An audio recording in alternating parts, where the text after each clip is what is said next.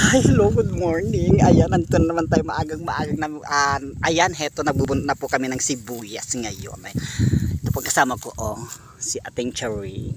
Oo. Ayan, si Kuyang Boy at si Kuyang Bobot. Ayan, so, kung naalala nyo nung binidyo ko ito, nung kami nagpunla, ayun na siya, Ayan, so, heto na po siya, ganito na po kalaki. Ayan, so, it's all ready to transplant these onions.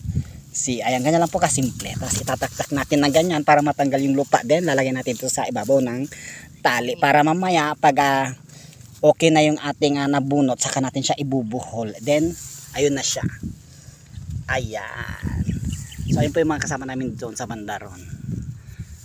Ayun, so ayan, hanggang dito na lang po ang inyong programang Bumarot na Walang Halong Charot. Good morning guys, thank you for watching.